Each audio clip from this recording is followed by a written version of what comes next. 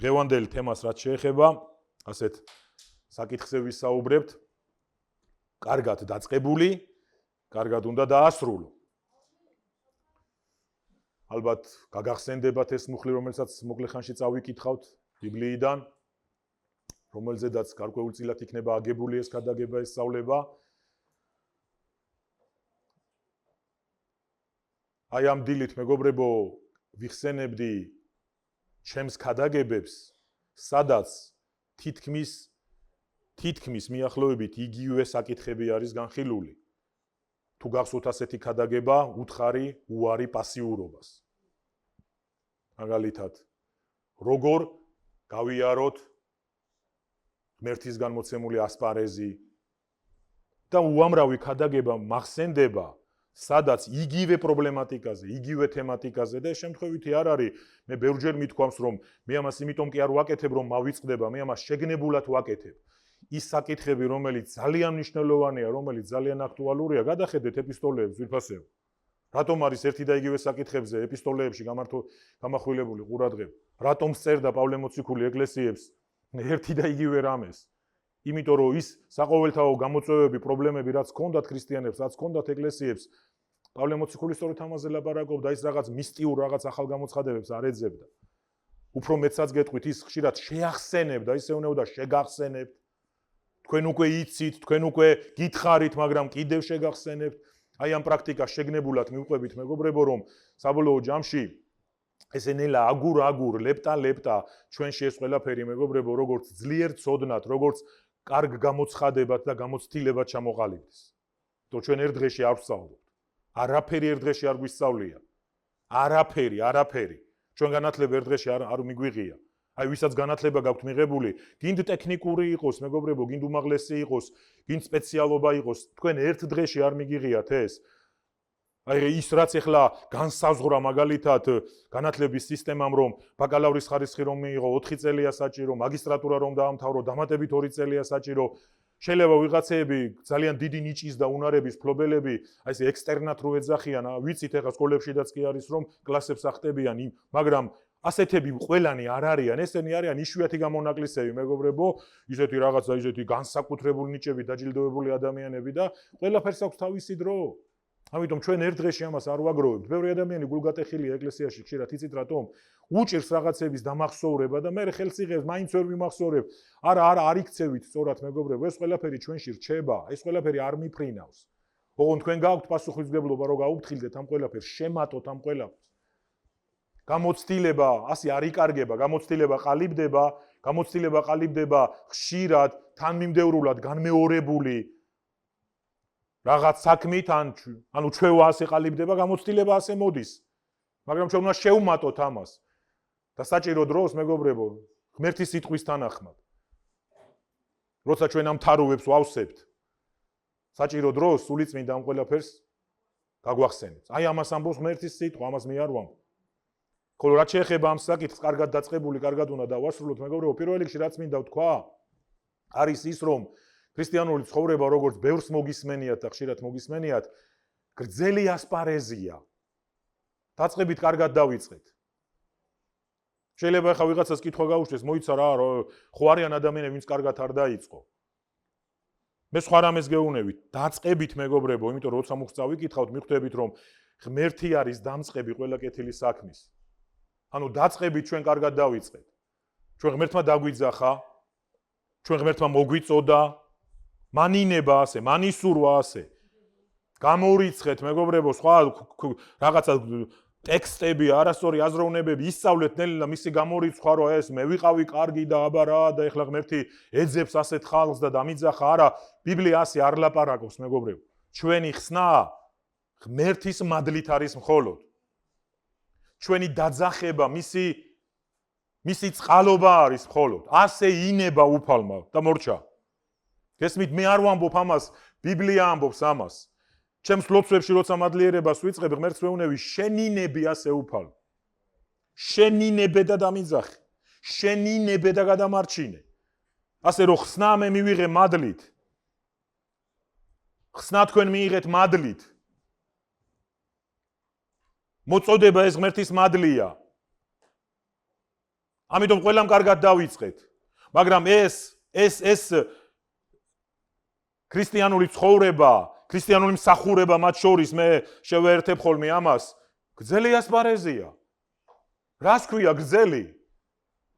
2 წელიც რომ გაგრძელდეს, 5 წელიც რომ გაგრძელდეს, გრძელი ასპარეზია, მეგობრებო. ჩვენ ზოგიერთები რამდენი წელია რაც ეკლესიაში ვართ, რამდენი წელია რაც უფალს ვემსახურებით. წარმოიდგინეთ, მეგობრებო, მე 32 წელია რაც მსახურებაში ვარ. 32 წელი წემს მსახურებაში. უფრო სწორად 31. მანამდე ახალგაზრდული ხელმძღვანელი ვიყავი 1 წლის განმავლობაში საჩხერის ეკლესიაში. რა თქმა უნდა, ეს წემსური მსახურება არის, მაგრამ მაშინ ასე არ ვეძახდით ამას. 32 წელი რამდენი დღე არის და რამდენი კვირა და რამდენი დღე და რამდენი საათი იფიქრეთ. 10 იყოს, 5 იყოს. ეს არ არის ერთი დღე, ეს არ არის ერთი კვირა. ეს დიდი დროა. ამიტომ მეგობრებო, სწორად დამთავრება არის ძალიან მნიშვნელოვანი. როცა მე ვიქადაგე მოკლე სერია იყო ეს თუ არ ვწდები 3 თემა იყო, როგორ გავიაროთ ღმერთისგან მოცემული ასპარეზი, ეს მონათესავე საკითხები არის. ჩვენი დასაყრდენი მუხლი იყო, როგორც პავლე ამბობდა, რომ აი მე გავიარე ასპარეზი, რწმენა შევინარჩუნე და ეხლა მომელისო გვირგვინი დიდების ღმერთისგან, რომელიც მომცემს უფალი, რომელსაც მომცემს უფალი. მხოლოდ ასპარეზის გავლის შემდეგ პავლემ თქვა, რომ გავიარე ასპარეზი, შესანარჩუნებელი შევინარჩუნე, არ დავკარგე. მომელისო დიდების გვირგვინი. ამიტომ ის ასევე სხვა ეკლესიას წერდა, ისე უნდა ირბინოთ, რომ ჯილდო მიიღოთო. იმიტომ რომ ასპარეზზე ბევრი გარბის, მაგრამ გამარჯვებულები იღებენო ჯილდოს. ეს ძალიან მნიშვნელოვანია, მეგობრებო. ეკლესია ძალიან ზარალდება ამ ყველაფრის გამო. რა თქმა უნდა, პირველ რიგში თქვენ ზარალდებით. თქვენ ზარალდებით ხშირად იმის გამო, რომ შესაძლებელია კარგად არ გვესმოდეს, ან ვერ უძლებდეთ აი ამ გრძელ ასპარეზზე იმ გამოწვევებს, რომელიც გარდაუვალია, გარდაულად ხვდება და შევხვდება. ამიტომ სწორად დაწყებულ შემდეგში ვამრუდებთ. ყველამ უნდა მომისმინოთ, აი აბსოლუტურ არ მეგულება აქ ადამიანი, ვისაც დღეს ეს უწყება არ ჭირდება. სწორად უნდა დაასრულო. სწორად არ ნიშნავს იმას, რაც შენ გესმის, სწორად. სწორად ნიშნავს იმას, რაც ღმერთმა განსაზღვრა ჩვენთვის.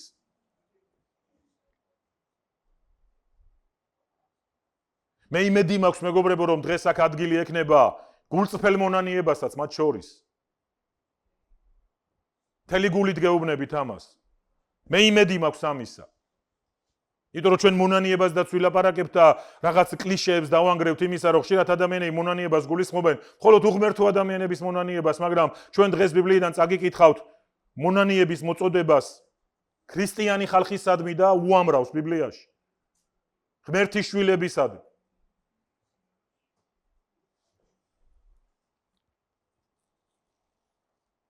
ეს დიდი ცხოვრება არის, ეს გრძელი ცხოვრება არის. ამ ცხოვრებას არ ახლავს ხშირად ესეთი გამოთქმა გქონდა ხოლმე ადრე შვებულებაში გავიდაო, გულისხმობდით ადამიანი, რომელიც რაღაცას გააფუჭებდა, ესეთი ტერმინები იყო ძმებს ალბათ ემახსოვრებათ, ჯვრიდან ჩამოვედიო. ანუ ვიღაცამ გააბრაზა, შეიძლება კიდეც შემოსხო ვიღაცას და ჯვრიდან ჩამოვედიო, ეს ესეთი ტერმინი იყო. ანდა როცა ადამიანი რაღაცა გადაცდომაში, რაღაცა მომენტალურ დანაშაულში ჩავარდებოდა, შვებულებაში გავიდაო. და შვებულებაში გასულები უკან ბრუნდებიან ყოველთვის, ხო ხვდებით? მაგრამ მეგობრებო, ეს ასეთი შვებულებები არ არის ნორმალური. შვებულება ამ სამყაროში დასვენებას ნიშნავს დროებით იმ რუტინისგან, რაც სამსახურში შეიძლება გქონდეს, მაგრამ ქრისტიანულ ცხოვრებაში შვებულება იმ გაგებით არ არსებობს. რომ ეხლა ავდგეთ და რელაქსი მოვიწყოთ და დაუბრუნდეთ ცუდ რაღაცებს, დაუბრუნდეთ იმას, რისგანაც გაგვანთავისუფლა უფალმა. იმიტომ რომ წინამსახურებაზე მე ერთი ასეთი მუხლი წაგიკითხეთ, თუ ისინი ისევ დაიძლევიან იმისგან, რისგანაც ღმერთმა გაანთავისუფლაო, მაშინ უკანასკნელი პირველზე უარესი იქნებაო. ჯობდა უფალი საერთოდ არ შეეცნოთო, ასე აფრთხილებდა ეკლესიას მოციქული პავლე. ჯანსაღი ქრისტიანული ცხოვრება და ნაყოფიერი მსახურება ეფუძნება ღვთიურ მიზანს, აგიხსნით ამას, რასაც გულისხმობ. ვერ იცხოვრებ ჯანსაღი ქრისტიანული ცხოვრებით, ვერ გასწევ ჯანსაღ მსახურებას ეკლესიაში, თუ არ გესმის ღვთის მიზანი რა არის შენ ცხოვრებაში. გესმით? ეს მხოლოდ ღვთიური მიზნის გაგებას ეფუძნება. ისინი შეძლებენ ჯანსაღი ქრისტიანული ცხოვრებას, ვინც ღვთიურ მიზანს ჩაწვდებიან ჩვენთვის. რომ არ დაიბნეთ, მეგობრებო, ეს ნიშნავს ძალიან მარტივად, რისთვის გამაჩინა, რისთვის შემქმნა, რისთვის განმაწესა უფალმა. და თუ მსახურებაშიდაც ვარ განწესებული, ბიბლია მელაპარაკება იმის შესახებაც, როგორ უნდა ვემსახურო მას. მთელი გულით, მთელი სულით, მთელი ძალით. ეს მსახურება არ არის, მეგობრებო, ზერელეთ შესრულებული ვიმეორებ, ღვთის მიზანში მისი მსახურება არ არის ზერელეთ შესრულებული მსახურება. ღმერთი ყოველთვის განიკითხავდა ამას, ღმერთი დღესაც განიკითხავს ამას. გახსოვთ დაუდეურად შესრულებულ სამუშაოს ღმერთმა წყევლა უწოდა. ნახეთ, წყეულინც იყოს კაცი, რომელიც დაუდეურად გააკეთებს ღმერთის საქმეს. ამიტომ ჯანსაღი მსახურება, ჯანსაღი ქრისტიანული ცხოვრება ღვთის მიზანს ეფუძნება. ეხლა კითხვა, რა ხდება ძვირფასო ეკლესიის წევრებო? როცა შესაძლებელია ამ საზომით ჩვენ ცხოვრებაში ჩვენ თვითონვე აღმოვაჩინოთ, რომ არც თუ ისე ჯანსაღია ჩვენი ქრისტიანული ცხოვრება, საზომები კიდევ იქნება, ჯერ არ იჩქაროთ არაფერზე, მე პრინციპს გეუნევით უბრალოდ, არც თუ ისე ჯანსაღია ჩვენი სახურება ღმერთის წინაშე, ესე იგი ღვთის მიზანის გაგებაში გვაქვს პრობლემა. ესე იგი ღვთის მიზანს ვერ ჩავწვდით. ღვთის მიზანი ვერ გავაცნობიერეთ ჩვენი ცხოვრებისთვის, იმიტომ რომ სხვა საფუძველი არ არსებობს. მეგობრებო, არსებობს, მაგრამ არ მუშაობს. მოდი ასე ვთქვა, შეიძლება სხვა საფუძველი იყოს, ეკლესიაში ადამიანები პრინციპულად გთხოვდნენ და შეგაგონებდეთ, ემსახურეთ უფალს, ეს გააკეთეთ ეკლესიისთვის, ეს გააკეთეთ ჩვენთვის და თქვენ შესაძლებელია აკეთებდეთ ამას, მაგრამ ასე შორს ვერ წახვალთ. ეს მუშაობს რაღაც დრომდე, მაგრამ ასე შორს ვერ წახვალთ, მეგობრებო. მე ღმერთმა დამიფარო შეფასებები სხვისმაგივრად გავაკეთო, მაგრამ ასევე მაქვს დაკვირვება და უფლებაც ჩემი მსახურებიდან გამომდინარე, გქონდეს გარკვეული შეფასება ადამიანების მიმართ ეკლესიაში. მე რომ ყოველთვის ვილაპარაკო, შესაძლებელია, მეგობრებო, ჩვენ კონფლიქტებსაც ვერ ავწდეთ. იმიტომ რომ ეს ხანდახან შეიძლება ჩემი აზრი იყოს, ხანდახან შეიძლება ჩემი სუბიექტური აზრიც იყოს, იმიტომ რომ თითოეული ადამიანი ღმერთის წინაშე დგას, ისევე როგორც თქვენ შეიძლება არ ფიქრობდეთ სათანადოდ ჩემზე კონკრეტულ სიტუაციაში, მაგრამ ჩვენ ხომ ყველანი ჩვენი ღმერთის წინაშე ვდგავართ.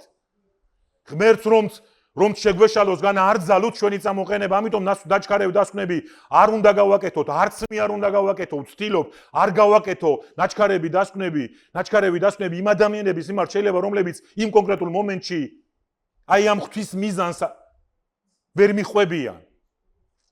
იმიტომ რომ ეს ჩემი მიზანი არ არის, მეგობრებო.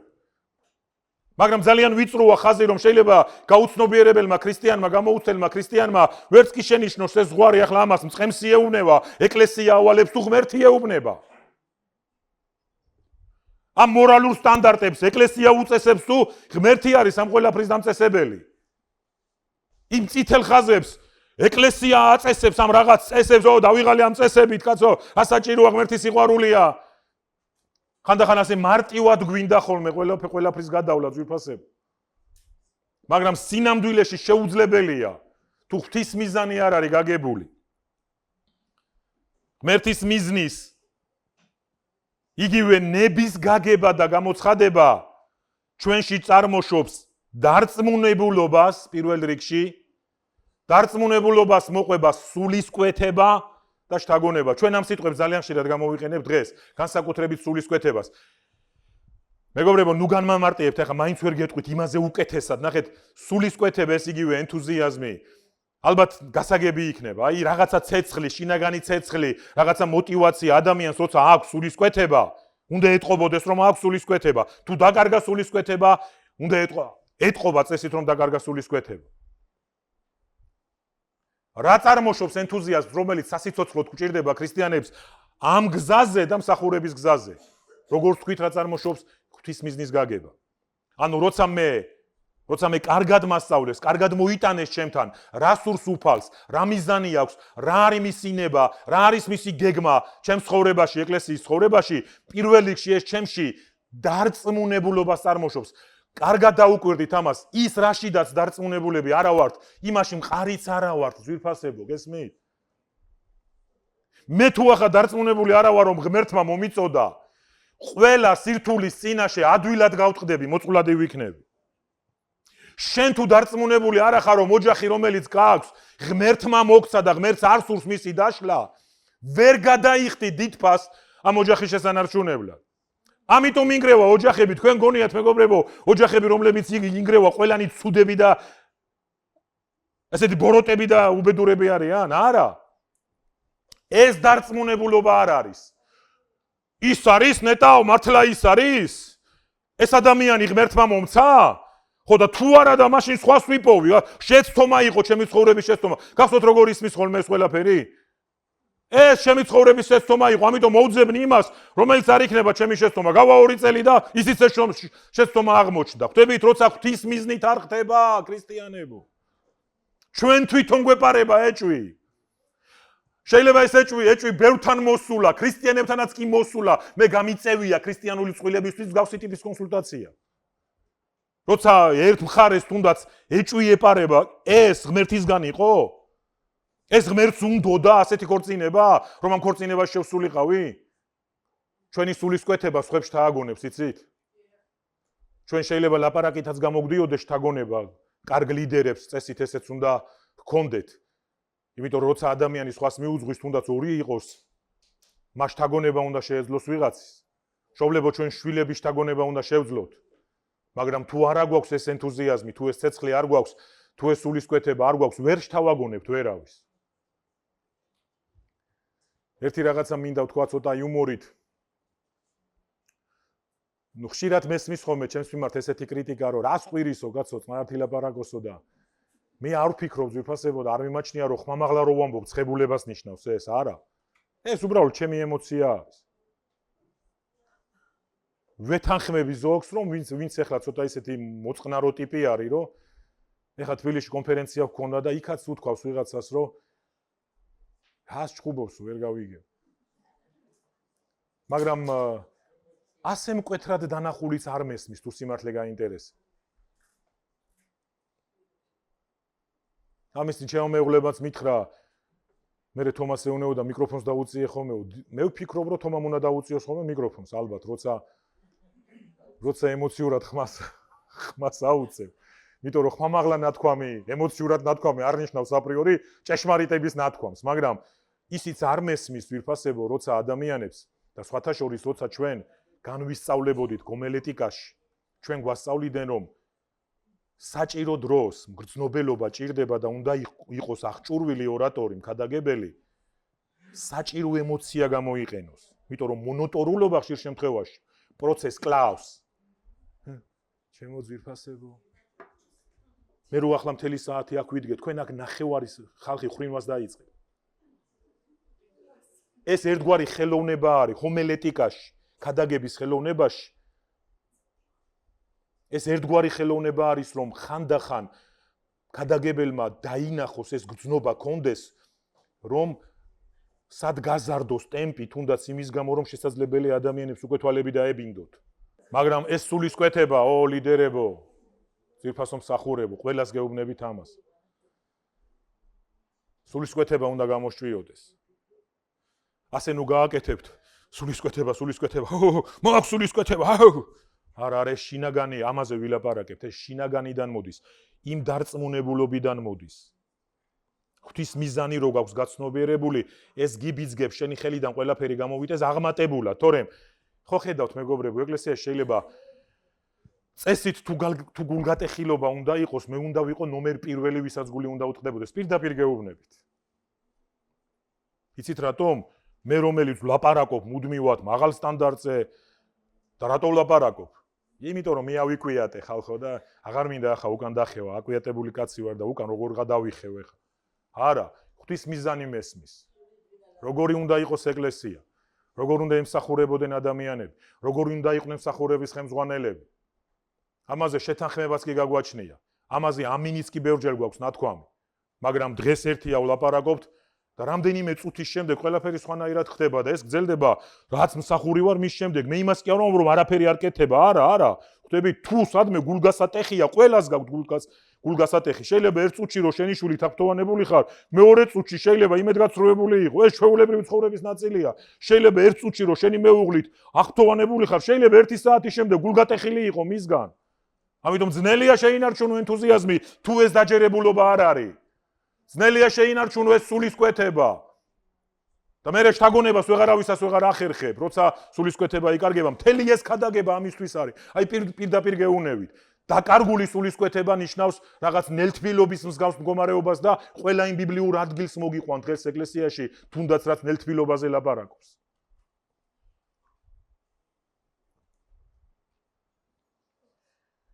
აი ამ წესრიგით დარწმუნებულობას წარმოშობს რა ღვთის მიზანი, ხოლო დარწმუნებულობას მოყვება სულისკვეთება და შთაგონება, ასე ყალიბდება ჩვენში მოთმინების უნარი, გამძლეობა და თავგანწირვაც კი საჭირო სიტუაციაში. როდის ეს სიტყვა, როდის ვახსენეთ ბოლოს არ ვიცი, რომელ საუკუნეში. თავგანწირვა. იმაზე დიდი სიყვარული არ არსებობსო წერილი გვეუბნება, როცა ადამიანი თავს გასწირავს სხვისთვის, აუცილებლად ნიშნავს სიკვდილს. სიკვდილის გარდაც შეიძლება ადამიანს იყოს თავგანწირული. თავგანწირულთან ტოლობის ნიშანი არ ნიშნავს სიკვდილს. იმიტომ რომ ჩვენ თუ ასე ჩვენ ხო ერთი სიცოცხლე გვაქვს ახლა და თუ ერთხელ მოგგვდებოდი მაგულისთვის, ვეღარ მოგგვდებოდით არიელისთვის, ხომ? მაგრამ ეს სიტყვა ეს აი აიღეთ ეს სიტყვა შემდეგში წადით თუ გინდა ChatGPT-ს კითხეთ თუ Gemini-ს რომელსაც გინდათ რა არის თავგანწირვა ეს არ ნიშნავს აუცილებლად აპრიორი სიკვდილს ეს როგორ ვთქვათ აი ნომერ პირველი ალბათ ძლიერი მსხვერპლიანობა არის ადამიანი თავს გადადებს ვიღაცისთვის იდეისთვის თავს გადადებს პირველ რიგში ღმერთისთვის თავს გადადებს მსახურებისთვის იმიტომ რომ ღმერთი და მისი მსახურება განუყოფელია მეგობრებო არასოდეს ასე არ დაახარისხოთ ღმერთი განზოგადებულად დგას ხოლო ის მსახურება რაც ღმერთმა მომცა ხვდებით მაშინ მიზანში ურევთ უკვე როგორც კი თქვენ გადახვალთ იმაზე რომ მართლა ღმერთმა მომცა თუ სპარტაკი მომცა თქვენი დაჯერებულობა დაბლა ჩამოდის სულისკვეთებაც იკლებს შთაგონება აღარავის აღარ შეგიძლიათ იმის მიუხედავად რომ ლიდერულ პოზიციებზე შეიძლება დარჩეთ და არც თავგანწირვა აღარ შეგიძლიათ მიგებთ ქრისტიანებო რასაც გელაპარაკებით ვიცი რომ რთულია ვიცია რომ მძიმე სიტყვის კატეგორიას მიეკუთვნება არა და ბიბლიაში მოთმინების როგორი გაკვეთილები გვაქვს მე მეცაც გეტყვით მეგობრებო რომელთა წერილს თუ აიღებთ იქ მეხუთე თავში თუ არ მეშლება ასეთი სიტყვებს ამბობს პავლე მოციქული ჭირი ქმნიისო მოთმინებას და მე აგრძელებს მოთმინებას კი უნდა კონდეს როგორი მოქმედებაო სრულყოფილი მოქმედება 3 წუთი მოვითმინე და მე ისეთი ავფეთქდი ესე იგი წავაგე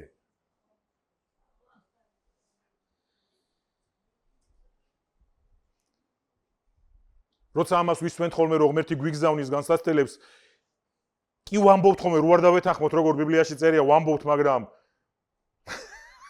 როცა გავხდებით ის სუბიექტი ვისკენაც ღმერთი განსაცდელს დაუშვებს ჩვენს უგვავიზდება ეს ყველაფერი ალბათ ყველა ეს ჩანაწერი თავს კარგავთ არა და პავლემ თქვა ჭირი რომელიც მოდის შეიძლება კონვერტირდეს მოთმინებაში თუ სწორად იქნება გავლილი ეს ყველაფერი კონვერტაცია ხო იცით გადახურდავებას ნიშნავს ფილიპელთა პირველი თავის მე-6 მუხლი და დარწმუნებული ვარ რომ ის ვინც დაიწყო თქვენში კეთილის საქმე და ასრულებს კიდეც იესო ქრისტეს დღემდე იესო ქრისტეს დღე იცით რა არის მისი მოსვლის მისი სამჟავროს დღე არის ქრისტიანებსაც გვაქვს ჩვენი სამჟავრო ამას ქრისტეს სამჟავრო ქვია ქრისტეს სამჟავრო ჩვენ ქვეყნიერების სამჟავროზე არ მივდივართ თავისუფლები ვართ თუ დავრჩებით იესო ქრისტეში რა თქმა უნდა ჩვენ ქრისტეს სამჟავროზე მივალთ ჩვენ მაინც ვიქნებით შეფასებულნი ჩვენი საქმიანობა იქნება შეფასებული ჩვენი ტალანტების მიხედვით შეგვაფასებენ ჩვენი მოწოდების მიხედვით შეგვაფასებენ ჩვენი ღვთის მიზნის მიხედვით შეგვაფასებენ შეაფასებენ ჩვენს ენთუზიაზმს შეაფასებენ სულისკვეთებას, ჩვენი შთაგონების უნარს, შეაფასებენ ჩვენ ცეცხლს, იმიტომ რომ სულისკვეთების დაკარგვა სინამდვილეში ცეცხლის დაკარგვას ნიშნავს ძვირფასები.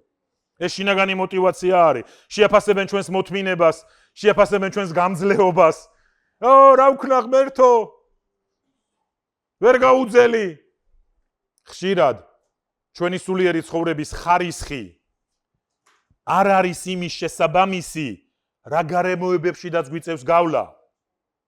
ქრისტიანებს გონიათ, რომ გარემოებებია შეუსაბამო. არა ძვირფასებო, გარემოებებს თქვენ ვერც უწინასწარ მეტყველებთ, ვერც უბრძანებთ, ვერაფერს ვერ მოუხერხებთ, გარემოება მოვა. გახსოვთ მე რო გეუნებოდით, სტუნება გარდაულად მოვა. ხო, მაგრამ ხო და ის რომ მეგობრებო, მოიცათ, შეწყვიტეთ ბრძოლა დღეს აზრებში. იყავით კარგი მიმღები თქვენთვის. დაანებეთ დასხლტომას თავი, დაანებეთ თავის მართლებას შინაგანში თავი. რადგანაც მე ჩემს სულიერ ცხოვრებას პასუხისმგებლობით არ ვეკიდები, ის ხშირად არის შეუსაბამო იმ გარემოებისა, რომელშიდაც შენ აუცილებლად მოგიწევს გავლა. და რა მოხდება, როცა გაივლი შეუსაბამოთ აშენებული სულიერი ცხოვრებით იმ გარემოებაში? ჩამოიშლები. ჩამოგანგრევს ეს ყველაფერი. იმის ნაცვლად რაც პავლემ თქვა, ჭირი მოთმინებას ქნიისო.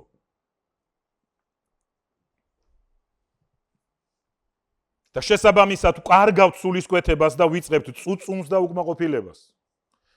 კიდევ ერთხელ წაიკითხეთ ეს ფრაზა, რომელიც აქ არის გამოტანილი. ხშირად ჩვენი სულიერი ცხოვრების ხარისხი არ არის იმის შესაბამისი.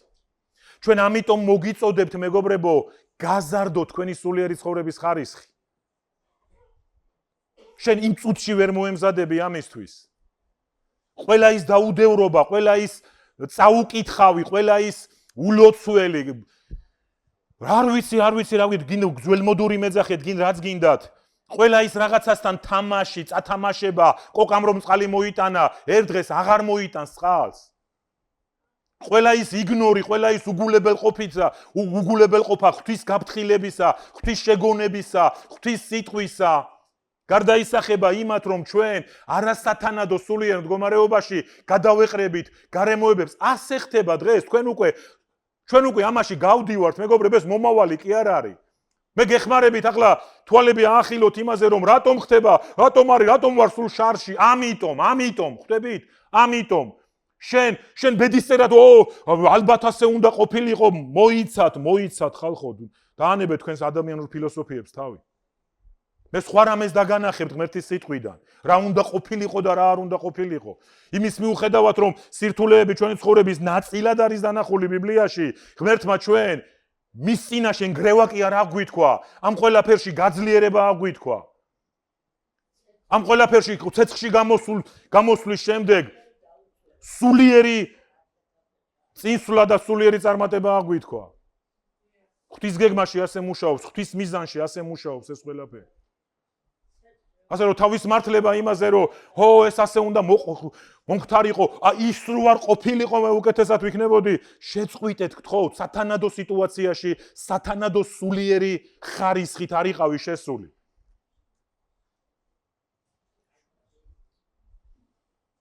მე იკარგება სწორედ ეს სულისკვეთება, ეს უკან ხევს ყველა პრობლემა, ამიტომ ხევს უკან. ყველა კონფლიქტი ამიტომ ხევს უკან, მეგობრებო.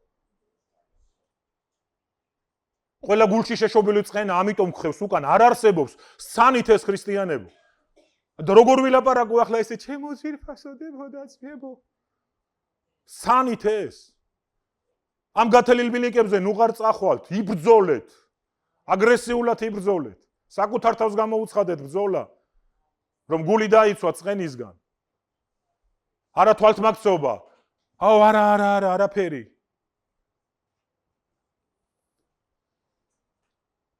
ყველა სფეროს მიუსადაგეთ, ფინანსურს. ყველა სფეროს. ბიბლია რას გვიყვება, იცით რას გვირდება? ღმერთის ნების თანახმად მოქმედებას. ღმერთის აღთქმების ასრულება მოყვება ცხოვრებაში. არ ამბობ ამენს? თუ ღმერთის ნების თანახმად ვცხოვრობთ, ღვთის აღთქმები უნდა შესრულდეს? მთელი ძველი აღთქმა და მთელი ახალი აღთქმა ამაზე ლაპარაკობს. თუ ღმერთის ნებას მიუყვები და მისი გზებით დავდივარ, ბიბლია რას ამბობს? მოდი ამაზე ვთქვა და შენი გამოცდილება შეიძლება შენ ასე მითხრა, ძმაო, მე ყველაფერს სწორად ვაკეთებ, მაგრამ მაინც არ მუშაობს. რა ვქნათ, ვიკამათოთ ამაზე? ეს ხომ საერთოდ ღვთიური სამართლის თავდაყირა დაყენება არის. როგორ?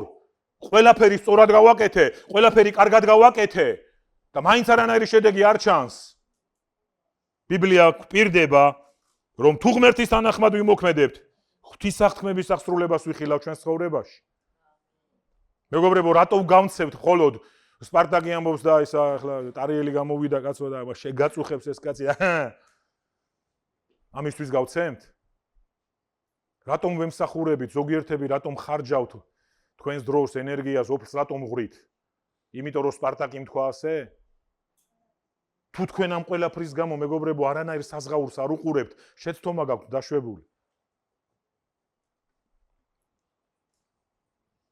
უფლის მორჩილებას და მიყოლას გარდაულად მოყვება მისი ჭეშმარიტი სიტყვის შედეგების ცხოვრების ყველა სფეროში. ცხოვრების ყველა სფეროში მოყვება. ეს მისი აღთქმა არის. უფლის მორჩილებას, უფლის მიყოლას თუ შედეგი არ აქვს. გახსოვთ მეგობრებო, მოციქულთა შორის ადამიანები კითხვებს სვავდნენ, აი რა გვექნება, გამოგყევით, რა მოხდება ჩვენს ცხოვრებაში? იესოს კითხვებს უსვავდნენ, ადამიანები კითხვებს ასედაც უსვავდნენ, რომ როგორ მივიღო ხსნა, როგორ გადავრჩე? იესო ეუბნებოდა, თუ ასე იზავ, გადარჩები. იესოს რო ეთქვა, გააკეთე ასე, მაგრამ არ ვიცი იმუშავებს თუ არა. აქამდე ხო არ ჩამოვეშვათ ხალხო? ამიტომ არ არის თავგანწირვა ეკლესიის წევრები. ამიტომ გვაკლია თავგანწირვა. ამიტომ გავხდით საშუალო ადამიანები. ამიტომ აღარ ვიკლავთ თავს. მაპატიეთ ხალხო, მე ამით ვინმეს არაფერს არ გიწუნებ, სწორად გამიგი, მე მინდა მეტზე წახვიდეთ თქვენი მოწოდების მიხედვით, ღვთის მიზნის მიხედვით თქვენს ცხოვრებაში. ამიტომ უყურებთ ერთმანეთს. თუ კი ვინმე რამე გააკეთა, მე მის წამოყვედრებას იწყებს. ეს შემთხვევით არ ხდება ძვირფასებო. იმიტომ რომ ენთუზიაზმი აღარ არის. ჩვენ ალბათ ხელოვნურ ინტელექტში უნდა ჩავრთოთ ეს ყველაფერი, რომ რადგანაც შეიძლება ჩვენ გამოგვრჩეს ვიღაცას საჭირო სიტუაციაში მადლობა გადაუხადოთ და როცა ადამიანები ამაზე არიან დამოკიდებულნი, არა ჩვენ უნდა ვიყოთ ხალხი, რომლებიც წავახალისებთ ერთმანეთს, მადლობას გადაუხდით ადამიანებს, ეს უნდა ხდებოდეს, მაგრამ თუ კი ეს გამომრჩა, თუ კი ვიღაცას ეს გამორჩა, თუ კი შენ გამოგრჩა, ჩემს მიმართ ნათქვამი, ეს იმას ნიშნავს, რომ ეგრევე მოწყვლადი უნდა გავხდე? ეგრევე წუწუნი და უკმაყოფილება უნდა გამოვათავისუფლო? დაუკვირდით თქვენს ცხოვრებას, მეგობრებო. დაუკვირდით თქვენს ბაგეებს. გთხოვთ, გააკეთეთ ეს. იმიტომ რომ ცეცხლი არ არის.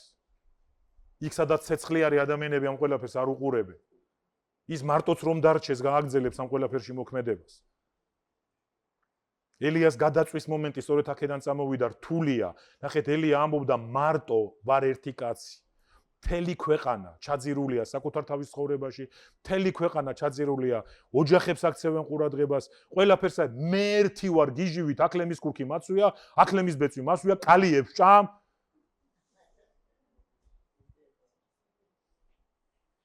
უცნაურ კაცად იყო ცნობილი, იოანე მერე მის სულში დადიოდა.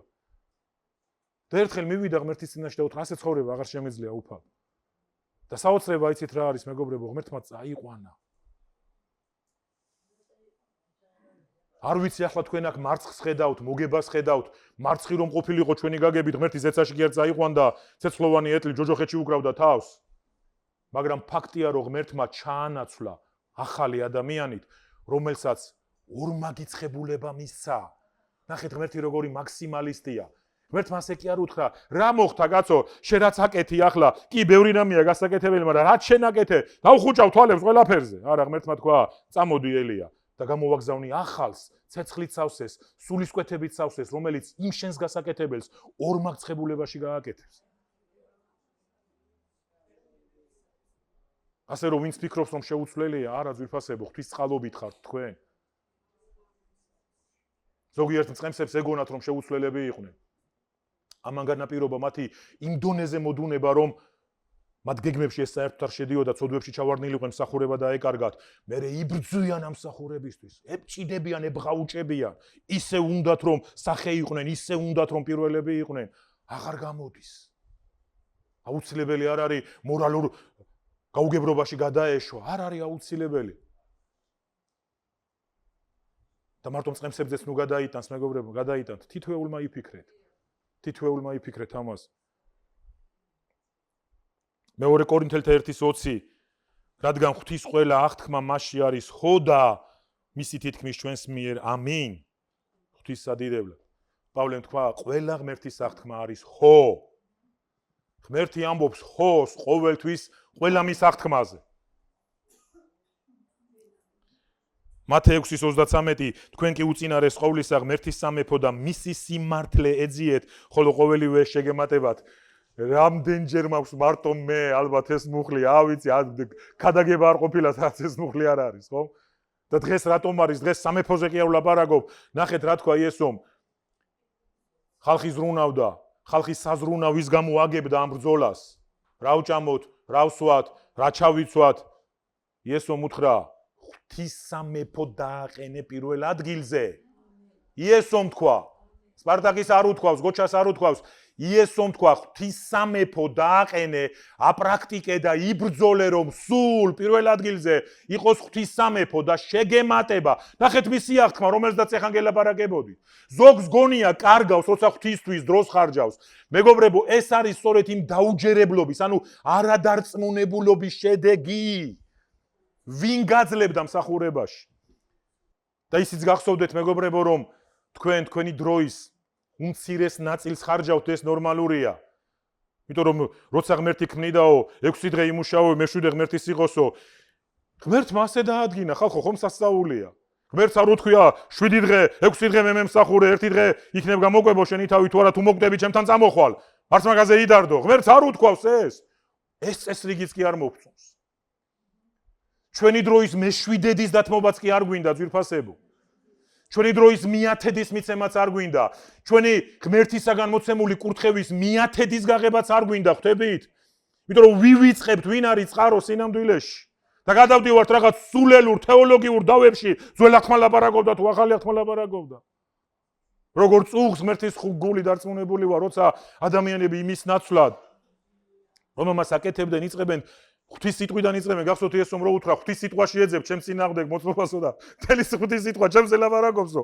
ასე ვიწყებთ ღვთის სიტყვაში ღვთიური პრინციპების განეიტრალების მთლობას, მაგრამ ღვთის სიტყვა სხვა რამეს ლაპარაკობს.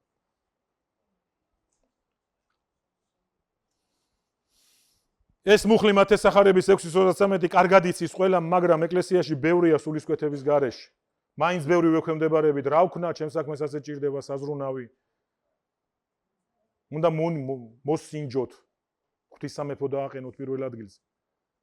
მერე შეწყვიტოთ ატომური ბომბების დადება. იცით რა არის ბომბები? გვითხოვს ეს ბევრჯერ. წუწუნი და უკმაყოფილება არის ბომბი. გააკეთე რაღაც კარგი საქმე, მიაყოლე წუწუნი, დააფეთქდა ნაღმზე შენი კარგი საქმე. მიაყოლე უკმაყოფილება და მორჩა გაანადგური. ცხოვრებაში ყველაფერი მხოლოდ მაშინ მოდის წესრიგში, როცა ღმერთის მეფობას ვაყენებთ ყველაფერზე წინ. რამდენს გვინდა რომ წესრიგი მოვიდეს ყველაფერში? როგორ გვინდა? გადახედეთ ახლებურად ამას. იმის მიუხედავად თუ რას წარმოვაჩენთ, გარეგნულად ღმერთი ხედავს თუ რა გსურს სინამდვილეში და რა ზრახვები გვაქვს. მეგობრებო, არ ვიცი, ერთ-ერთი უმნიშვნელოვანესი საკითხი არ არის, რაც გელაპარაკებთ. ეს ფრაზები ჰაერიდან არ მოსულა. ხო იცით, მე არ მიყვარს ხოლმე ღმერთმა მითხრა, ღმერთმა წამჩურჩულა, მაგრამ ეს არის ძალიან მნიშვნელოვანი სიტყვები, რაც დღეს ისმის ახლა ამ კათედრიდან. ვიმეორებ იმის მიუხედავად თუ რას წარმოვაჩენთ ჩვენ გარეგნულად. ღმერთი ხედავს სინამდვილეში რა მინდა შიგნით. პირველი სამუელის 16:7, როცა ამ მუხლს წავიკითხავთ, ეს მუხლი სადამდე დავიდა, იცი? ცუდ ჩაცმულობას სამართლებენ ხოლმე ამ მუხლით. აი სადამდე მივედით. აი ეს მუხლი, რომელიც ახლა გაშუქდა. ღმერთი გულს უყურებს. აი აქამდე მივიდა სამწუხაროდ. ეკლესიაში დღეს ასეა წარმოჩენილი. თუ კი ვინმეს ეტყვიან, რომ ცოტა ისეთი რაღაცა კდება მოსული ქრისტიანული ჩაცმულება, აი ღმერთი კაცო გარეგნობას კი არ უყურებს, ღმერთი გულს უყურებს. ამაზე მეტი სიბრიყვე შეიძლება წარმოვიდგინოთ ძვირფასებო, რომ აქამდე დავიყვანოთ ეს მუხლი? ჩვენ რა ვთქვით, ნახე, ღმერთი შიგნით ხედავს წინამდვილეში. დავითმა ჩამოაყენა შვილები, რომლებსაც დავითი და ისინიც ალბათ ფიქრობდნენ, აგერ მე ვინ უნდა იყოს თუ არა მე, წინასწარმეტყველი თუ ჩვენ სახლში მოვიდა, ალბათ მე და თქვენ წარმოვიდგინეთ წინასწარმეტყველი გაჩერდა კონკრეტულ პიროვნებასთან. ალბათ ეს იქნება. თორე ალბათ წინასწარმეტყველი მარტო თვალებისფერს არ აკვირდებოდა, მაგრამ ნუ რაღაცა კრიტერიუმი ჰქონდა. ის რო არა რეპუტაციული და საზღარი ყოფილიყო, ალბათ წინასწარმეტყველის სულში ეს ეკნებოდა, მაგრამ ალბათ ხანდახან როცა ღმერთი დუმს, აი ასეთი პრინციპებით უნდა ვიმოქმედოთ. ბიბლიაში გაცხადებული პრინციპებით უნდა ვიმოქმედოთ, როცა პირდაპირ ღმერთი არ ლაპარაკობს რაღაცას, აქ ბევრი ქრისტიანი იბნევა, ღმერთო მითხარი რაღაცა, მოდიან ლოცვის ჯგუფებზე, ღმერთო დაგველაპარაკოს. მეგობრებო, როცა ღვთის სიტყვა ნათლად ლაპარაკობს, ამ დროს ღვთის აზრის შეცვლის მცდელობას ხო არ გავს ხოლმე ხშირ შემთხვევაში, როგორც იქ ბალაკს დაემართა ბილყამს და ბალამს, რომ ღმერთო წავიდე თუ არ წავიდე, ღმერთმა ერთხელ არ წახვიდე, ერთხელ უთხრა. და როცა ეს კაცი ასეთ მოშორნეობას იჩენდა, მერე ღმერთმა უთხრა, კარგი მაშინ წადი. და უფლისწინე უფალმა თქვა, ეს იყო ძალიან ცუდი ქმედება ღმერთის თვალში. წავიკითხოთ, მოდი უთხრა უფალმა სამუელს, ნუ უყურებ მის გარეგნობას. ტანის სიმაღლეს, რადგან მე ვუარყავიო იგი.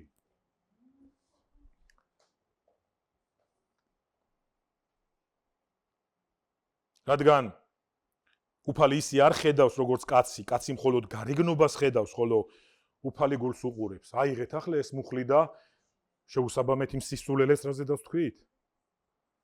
ღმერთი ხედავს იმ შინაგან мотиваციას, მეგობრებო. შეიძლება მე წარმოვაჩენ რომ ცეცხლით ვარ სავსე, შეიძლება მე წარმოვაჩენ რომ ენთუზიაზმით ვარ სავსე, მაგრამ ღმერთი ხედავს და მე ეს ყველაფერი გარედან აუცილებლად გამოვა. თუ ის სულის ცეცხლი შინაგანში არ დაინთო სადღაცა ეს ინერციის კანონით რომ მოძრაობ ზოგიერთები გავჩერდებით ძვირფასები, სამწუხაროდ. ეს ეწინააღმდეგება ეს მუხლი ხელოვნურად შელამაზებულად წარმოჩენილ ცხოვრებას. ხელოვნურად შელამაზებულად წარმოჩენილ ლიდერობას, სახურებას, რაღაც ფაციფუც. ეხლა რაღაც მუხლებს მოგცევთ და კარგად მომისმინეთ. ტიტე 3:8. სარწმუნოა ეს სიტყვა და მსურს რომ მტკიცედ ილაპარაკოთ ამაზე. ნახეთ, პავლე ეუნეოდა ტიტეს აძლევდა დავალებას, ტიტე კრეტაზე იყო გაგზავნილი. სარწმუნოა ეს სიტყვა და მე გავალებ, ის ეუნეოდა, მტკიცედ ილაპარაკო ამაზე. რათა ღვთის მორწმუნენი გულმოდგინედ ცდილობდნენ კეთილი საქმეების კეთებას, ეს კარგი და სასარგებლო ადამიანისთვისო. დაიმახსოვრეთ ეს სიტყვა გულმოდგინედ. მე მხოლოდ სამ მუხლს მოგთავაზებთ, ათეულობით არის ბიბლიაში, ახალ აღთქმაში ასეთი მუხლები, სადაც საუბარია გულმოდგინე. მოდი წინასწარ მოგცევთ ამის განმარტებას. გულმოდგინე ნიშნავს დიდ მონდომებას და სიბეჯითეს. ეხლა გეკითხებით, თუ შიგნიდან ცეცხლი არ არის, როგორ გამოვავლინო და შევინარჩუნო მე დიდი სიბეჯითე? მეგობრებო, ეს ანარეკლი ხო ყველა მსახურებას ეტყობა. ჩვენ ძმებმა ერთად ვიარეთ, ერთად ვიყავით ეხა წასული სულიერი საბჭოს წევრები, აქედან ერთად წავედით, იქიდან კარგია ხოლმე ეს ერთად რომ მივდივართ და მოვდივართ და ძალიან ეკლესიურ მნიშვნელოვან საკვანძო საკითხებზე ვილაპარაკეთ. შევეხეთ ამას, ყველა ვამბობდით, ყველა ვცნობდით, რომ ჩვენ ყველას გვჭირდება ცვლილება, ჩვენ თავში გვჭირდება, შიგნიდან გვჭირდება ჩვენ მსახურებს. და ჩემი მოთხოვნაც და ჩემი თხოვნაც და ჩემი მეგობრული თუ არ ვიცი მწყემსური შეგონებაც ეს არის, რომ მე ამ იდეას ვემხრობი, მე მჯერა რომ ხელმძღვანელებს შეუძლიათ ააშენონ, ხელმძღვანელებს შეუძლიათ გააფუჭონ ერთდროულად.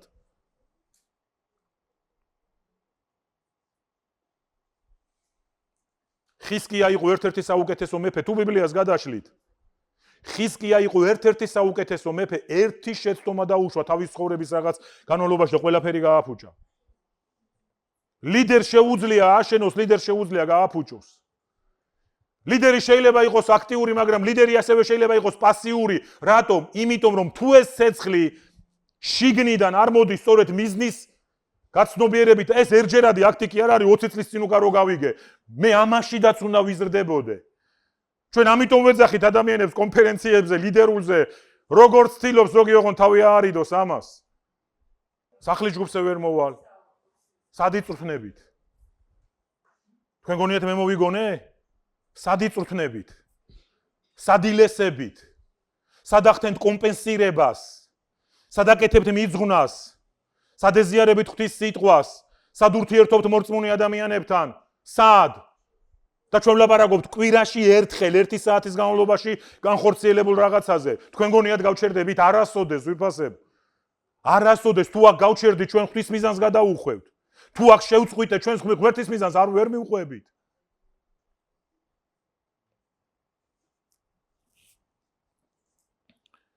მეორე პეტრე 1:10 ამიტომ ძმებო კიდევ უფრო გულმოდგინეთ ეცადეთ განამტკიდოთ თქვენი მოწოდება და თუ რჩეულობა თუ ასე მოიქცევით არასოდეს წაიბორძიკებთ. კიდევ უფრო ეხლა პეტრემ დაუმატა კიდევ უფრო გულმოდგინეთ განამტკიცე შენი მოწოდება და რჩეულობა და აღარ გექნება ბორძიკი ცხოვრებაში. იმიტომ რომ ეს სწორედ იმ იესოს ნათქვამიდან გამოსჭვის რომ უპირველეს ყოვლისა ღვთის სამეფო დააყენე წინა პირველ ადგილზე. ეფესელთა მე-6 თავი ეს არის მართლა ერთ-ერთი საოცარი ჩემთვის საყვარელი კონტექსტი. ნუ გადაიტანთ მონებზე და ბატონებზე, შინაარსზე გადაიტანეთ 5-7 მუხლები. მონებო, შიშით და ძრწოლით დაემორჩილეთ თქვენს ხორციელ ბატონებს. ნუ დაგავიწყდებათ მეგობრებო, ეს არის პავლეს სწავლება. ეს არის პავლეს დირექტივა ადამიანებისადმი, რომლებიც სხვებზე მუშაობდნენ, სხვებისთვის მუშაობდნენ, მათ მონებს უწოდებდნენ და ეს ტერმინი გადმოვიდა დღეს აღარ არიან მონები. აღარ არის ეს, მაგრამ მეგობრებო, თქვენ დაქირავებულები ხართ, თქვენ სადღაცა ვიღაცის წინაშე ანგარიშვალდებულები ხართ, თქვენ ეკლესიაში ემსახურებით ადამიანებს. შეხედეთ ასე უნეოდა პავლე რა დირექტივას აძლევდა, შიშით და ძრწოლით დაემორჩილეთ თქვენს ხორციელ ბატონებს. გულწრფელად, როგორც ქრისტეს, არა თვალის ასახვევად, როგორც პირმოთნენი. ვისაც ახლა ცუდ უფროსებთან გიმუშავნიათ. ძალიან მარტივია თვალის ასახვევი გარემო შევქმნათ. პირმოთნეთ მოვიქცეთ. ძალიან ადვილია. ჩვენ ასე კი არ ვაკეთეთ, ეგ დაიკარგე ეგედან არ მინდა მივდივარ ახლავე. არა, მეგობრებო. ჩაუღრმავდით ამ სიტყვას. არამედ როგორც ქრისტეს მონები, რომლებიც გულით ასრულებენ ღვთის ნებას, გულითადად, როგორც უფლისთვის და არა ადამიანთათვის. ხედავთ? რა შუაშია იქ ქრისტე? თავის ყოველდღიურ რუტინას აკეთებს. მაგრამ პავლემ როგორ მისწერა ნახე? გულმოდგინებით, გულითადად. ამით ღმერთის ნებას ასრულებო. მეგობრებო, თქვენს მსახურებაში ღმერთის ნებას ასრულებ. თქვენ სამსახურში გაკეთებული საქმით, საუკეთესო წარმოჩენილი საქმით ღმერთის ნებას ასრულებთ. ღვთის დიდებას ირეკლავთ. თქვენ გიყალიბდებათ რეპუტაცია, თქვენ გიყალიბდებათ მართალი, კარგი ადამიანი, მაგრამ ეს შეიძლება როგორც ავიკითხეთ, როგორც პირმოთნეობითაც და თვალის ასახვევათაც შესრულდეს. ამასაც გრძნობენ ადამიანები. თუ ეს სულისკვეთება, თუ ეს გულმოდგინება შიგნიდან არ არის, იმ დარწმუნებულობას არ მოყვება, აუ სპარტაკიმ დამავალა, რა ვიცი ახლა რას იზავს თავის სამსახურში, თომა თუ სოფო. მე დავინახავი იქ. როგორ მოიქცევა, მაგრამ როცა ამით ხარ შთაგონებული, რომ მე აქ ღმერთს ვემსახურები, ღმერთის ნებას ვასრულებ, როგორც პავლემ თქვა, არა პირმოთნეთ, არა თვალის ასახვევად, არამედ გულით, გულმოდგინებით. იმედია გესმით, რასაც ვამბობ, ძალიან ცოტაც. გამოცხადება 2:4. მაგრამ შენ საწინააღმდეგოდ ის მაქვს, რომ მიატოვე შენი პირველი სიყვარული.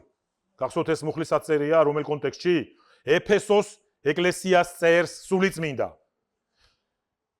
და იქვე წავიკითხე მეგობრებო, ბოლო ეკლესიის მიმართული, ლაოდიკიის ეკლესიის მიმართ 3:15-16, ვიცი შენი საქმენი და საერთოდ ამ 7 წერილში ყველგან არის ლაპარაკი ვიცი შენი საქმე.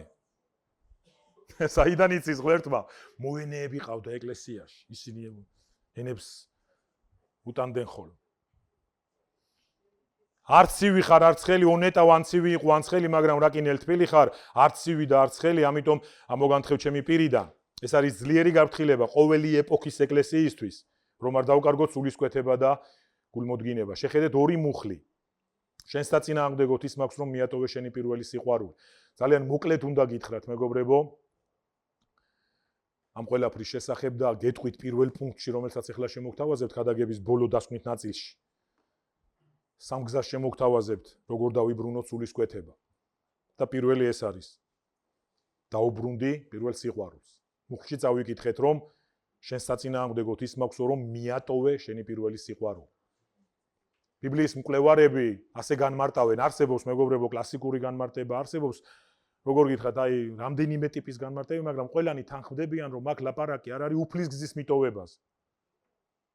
უფლის გზა კი არ მიატოვეს. ცეცხლი დაკარგეს. ამ მუხლის წინა მუხლის ისიც რას ლაპარაკობს, ვიცი შენი საქმე, ერთგული ხარ. ებრძვი ნიკოლაელთა მოძღვრებას, გძულს. მოთმინება გაქვს, ნახეთ? ეკლესიას ეუნება, რომ მოთმინება აქვს, სწორი მოძღვრება აქვს. მაგრამ საწინააღმდეგოდ მაქვს ის, რომ ცეცხლი დაკარგე. საქმე დარჩა, სულისკვეთება არ არის. ჯერ კიდევ არის ეს საქმე. ეს არ არის უფლის გზის მიტოვება, მეგობრებო, ეს არის მდგომარეობა, როცა ეს სულისკვეთება შინაგანი მოტივაციის წყარო განელდა. ცეცხლი დაიკარგა. აი ამან დამაფიქრა ყველაზე მეტად მე ეკლესიაში. და შემდეგი ეს მუხლიც არც ცივი ხარ და არც ხელი. ძალიან მოკლედ ასეთი განმარტება არსებობს ლაოდიკიის ქალაქ ლაოდიკიაში იყო მეგობრებო სამკურნალო წყალი, რომელიც მოდიოდა ძალიან ცხელი და ადამიანები ამას სამკურნალოდ იყენებდნენ და ქალაქს არ ქონდა სასმელი წყალი და შორიდან ძალიან ახლო რომელიღაც ქალაქში იყო ძალიან ცივი წყლის უგემრიელესი წყარო, მილებით ყავდათ გამოყვანილი, მაგრამ გზაში ეს წყალი თბებოდა, ნელთბილი მოდიოდა, რადგანაც აღმოსავლეთია და ტემპერატურა მაღალი იყო. და ესეთი წყალი გულისრევის შეგრძნებას იწვევდა. და ეს ნელთბილი უკვე არც სამკურნალოდ ვარ გოდა მეგობრებო და არც გამოსაცოცხლებლად. ცივი წყალი რა არისო დარწყულდე, გამოგაცოცხლოს. მაგრამ ნელთბილი ის ხელი იყო, აბაზანები ის ხელი არის, ხვდებით? სამკურნალო წყალი. მაგრამ ეს ნელთბილობა, აი ნახეთ ესეთი შედარება მოიყვანა სულიწმინდა, რომ ლაოდიკიელებისთვის ეს ყოფილიყო ცნობილი და გასაგები. ესეც იგივე მდგომარეობა არის, ცეცხლის დაკარგვას ნიშნავს. არა უფლის გზის მიტოვებას ვიფასებ. დაუბრუნდი პირველ სიყვარულს. არ ნიშნავს აპრიორი უფლისგან წასვლას. ეფესოს ეკლესიის მაგალითი გვაჩვენებს, რომ შესაძლებელია გქონდეს სწორი მოძღვრება, ცოდვას ებრძოდე კიდევაც, მსახურობდე კიდევაც. მაგრამ ღმერთთან ურთიერთობის მთავარი მამოძრავებელი ძალა სიყვარული შეგისუსტა. ოღონდ ეხლა მეგობრებო, ეს სიყვარული არ ეხება მხოლოდ ღმერთისადმი სიყვარულს. თუ კი ღმერთის სიყვარული შესუსტდა, ეს იმას ნიშნავს, რომ მოყვასის მიმართ სიყვარულით შესუსტდა. იმიტომ ეს მცნება ასე არის გაერთიანებული. ყველაზე მნიშვნელოვანი მცნება რა არისო, გიყვარდეს ღმერთი შენი მთელი გულით, მთელი ძალით და მოყვასი საკუთარი თავივით. ჩემი აზრით მეგობრებო, ეს რომ არის შესუსტებული, ამიტომ არ მიგვიხარია ქრისტიანთა ერთობაში. არა, არ გესმის, კაი, ვიყო მე გაუგებარი.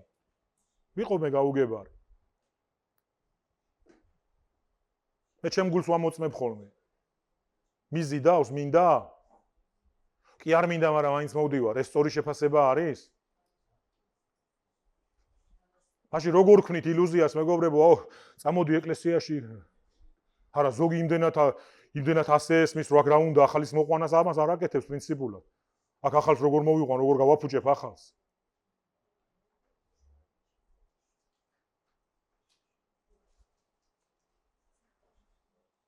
მეორე გზა.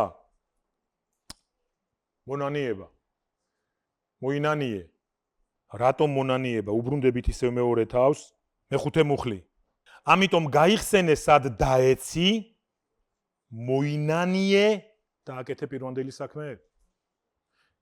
იქ სადაც მეოთხეში წერია, რომ შენ საწინააღმდეგოდ ის მაქვს, რომ მიატოვე შენი პირველი სიყვარული, მეხუთე მუხლში აგრძელებს, ამიტომ გაიხსენე სად დაეცი, მოინანიე და აკეთეო პირვანდელი საქმე. მონანიება სიტყვით იცით რას ნიშნავს? გონების შეცვლა, აზროვნების გარდაქმნა. სიტყვა მეტანოიე ბერძნულიდან. სიტყვით, ეს არ არის გაფართოებული აზრობრივი გადათარგმნა. სიტყვით მონანიება სინანულს კი არ ნიშნავს. გონების შეცვლას ნიშნავს. აზროვნების გარდასახვას ნიშნავს. და ეხლა მიხვდებით უფრო მეტად. არის მეგობრებო მოწოდება მონანიებისკენ, რომელიც ურწმუნოებს ეკუთვნით, იესო დადიოდა, ქადაგებდა და მოინანიეთ და იწამეთ სახარება. ჩვენ მოინანიეთ და ვიწამეთ სახარება, მაგრამ ეხლა ვლაპარაკობთ იმ საკითხებში, სადაც ვილაპარაკეთ, რომ ცეცხლი დაიკარგა, სულისკვეთება აღარ არის, გულმოდგინება არ არის. აი სწორედ ამაში უნდა შევიცვალოთ ჩვენი გონება, გარდავსახოთ ჩვენი აზროვნება. ნათქვამი მე რა მაქვს მოსანანიებელი, საერთოდ უადგილო ნათქვამი არის ქრისტიანებშიც კი. ამიტომ გაიხსენესად დაეცი, მოინანიე და აკეთე პირვენდელი საქმეები. თორემ მოვალ შენთან და გადავწევ შენ სალამპრეს რა თავისი ადგილიდან თუ არ მოინანიებო. მკვლევარები ამბობენ, რომ სალამპრის გადაწევა ნიშნავს თანდასწრების დაკარგვას. ღმერთის თანდასწრების დაკარგვას და მე მგონია არავის არ უნდა უხაროდეს ეს. გამოცხადების 3:19 ვინც მიყვარს, მათ ვამხელ და უწვრთნი, აბა იყავი მოშურნე და მოინანიე. ეს მონანიება იცით სად ეკუთვნის? ლაოდიკიის ეკლესიას ეკუთვნის ახლა. იქ სადაც ნელთბილი ხარო, ან ცივი, ან ცხელი, ნახეთ როგორ ამთავრებს, ვინც მიყვარს, იმას ვამხელ ღმერთი ამბობს და უწვრთნი, აბა იყავი მოშურნე და მოინანიე. ბიბლიური მონანიება შეიცავს 3 ელემენტს. გონების შეცვლა, გულის მდგომარეობის შეცვლა და ცხოვრების შეცვლა. ქრისტიანები რას აპრაქტიკებენ იცით? მესამედან იწყებენ. ცხოვრების შეცვლა უნდათ. არ გამოსდით, იბრძვიან, ვერ ვქენი, მინდა შრომობ რომ გამოვსწორდე. პირველ რიგში ეს არის გონების შეცვლა. ეს არის აზროვნების გარდასახვა. პირველ რიგში ეს არის აქ უნდა დაეთანხმო. მე ეს გულის მდგომარეობის შეცვლას იწევს და როცა გულის მდგომარეობა წესრიგშია, ცხოვრების წესრიგში მოყვანა პრობლემა აღარ არის. დამიჯერეთ, რასაც გეუბნებით, ბიბლია ამბობს ამას. მათეს 3:8 მას გამოიღეთ მონანიების ღირსი ნაყოფი. ნამდვილ მონანიებას მოაქვს ძლიერი ცვლილება. შეგიძლიათ თქვა ამენ? რა მნიშვნელობა აქვს? არ შეწყვიტოთ მონანიება, ვისაც გიყვართ მონანიება. კი არ გიყვართ, ვინც იძულებული ხართ მოინანიოთ. მე არ წყვიტავ ხოლმე მონანიებას. ძალიან ბევრჯერ მაქვს ღმერთის წინაშე საბოდიშო და მოსანანიებელი.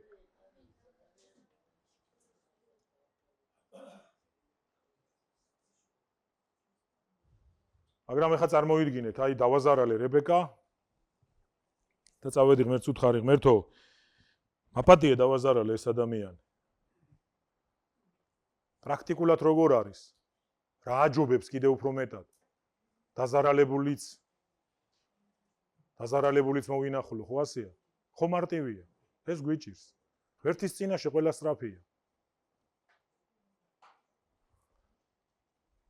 გონების შეცვლა, გულის მდგომარეობის შეცვლა, ცხოვრების შეცვლა. ნამდვილი მონანიება შეგვიძლია გამოვიცნოთ ასე. ნამდვილ მონანიებას მოყვება ძლიერი ცვლილება იმ სფეროში.